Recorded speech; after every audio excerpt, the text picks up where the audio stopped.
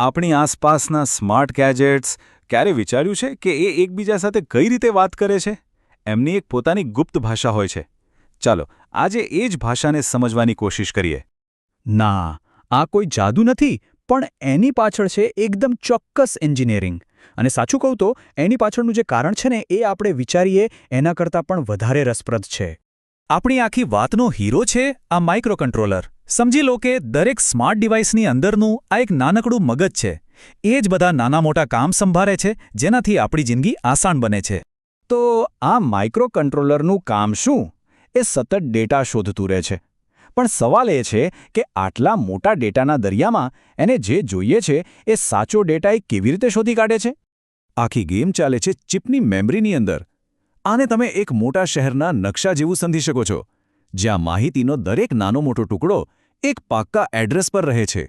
હવે આ નકશા પર કંઈક શોધવું હોય તો ચિપને એકદમ સ્પષ્ટ દિશાઓ તો જોઈએ જ ને. બસ કમ્પ્યુટરની દુનિયામાં આ દિશાઓને જ એડ્રેસિંગ મોડ્સ કહેવાય છે.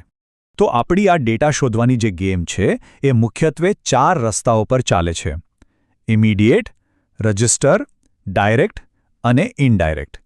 દરેક મોડ એટલે પ્રોસેસરને ડેટા શોધવાનો એક અલગ જ રસ્તો બતાવવાની રીત.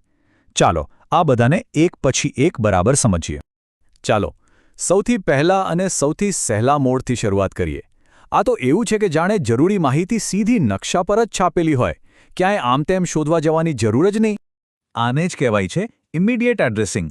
કેમ? કારણ કે ડેટા સૂચનાની અંદર જ તૈયાર મળે છે. આ જે હેશટેગની નિશાની છે ને એ પ્રોસેસરને કહે છે, ભાઈ ક્યાંય બીજે ના જતો, જે જોઈએ છે અહીં જ છે. એટલે આ રીત એકદમ ફાસ્ટ તો છે, પણ એમાં પછી કંઈ ફેરફાર કરવો હોય તો એ થોડું અઘરું પડે. અને જુઓ, અહીં આખી પ્રોસેસ જોઈ શકાય છે. Move R0 #10H. આ સૂચનાનો સીધો મતલબ છે કે આ 10H નંબરને ઉપાડો અને સીધો R0 નામના એક ટેમ્પરરી સ્ટોરેજમાં મૂકી દો. તીર પણ એ જ બતાવે છે કે અહીં કોઈ આડ રસ્તો નથી, કોઈ ચક્કર નથી, બસ સીધું અને સટ કામ. એટલે જ આ સૌથી ઝડપી રસ્તો છે. ચાલો હવે બીજા મોડ પર આવીએ. આને આપણે ખજાનાનો નકશો પણ કહી શકીએ, કેમ કે અહીં સૂચના પોતે ખજાનો નથી. ના, એ તો બસ એ બતાવે છે કે અસલી ખજાનો છુપાવેલો ક્યાં છે. આને કહેવાય ડાયરેક્ટ એડ્રેસિંગ. અહીં સૂચના MOV R0, 15H પ્રોસેસરને શું કહે છે ખબર છે? એ કહે છે કે ડેટા માટે મેમરીમાં 15H વાળા લોકેશન પર જા. તો એ સમજવું જરૂરી છે કે અહીં 15H એ ડેટા નથી, પણ ડેટાનું એડ્રેસ છે, ખજાનાના નકશા પરનું X માર્ક.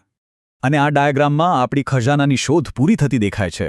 પ્રોસેસર પહેલા નકશા પર X માર્ક એટલે કે આપણા એડ્રેસ 15H પર પહોંચે છે.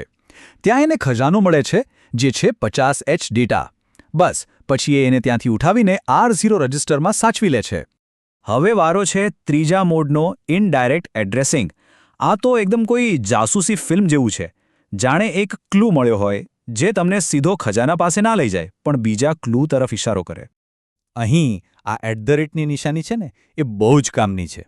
એ પ્રોસેસરને કહે છે, અહીં ના જોતો, સૂચનામાં જે રજિસ્ટર આપેલું છે ને એની અંદર જો, અસલી એડ્રેસ ત્યાં છુપાયેલું છે. આ જે 2 સ્ટેપની પ્રોસેસ છે એ જ આ મોડને એટલો પાવરફુલ અને ફ્લેક્સિબલ બનાવે છે.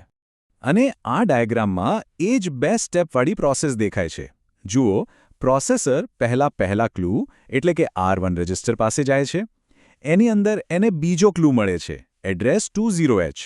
બસ પછી પ્રોસેસર એ એડ્રેસ પર જાય છે અને ફાઇનલી એને અસલી ડેટા FFH મળી જાય છે.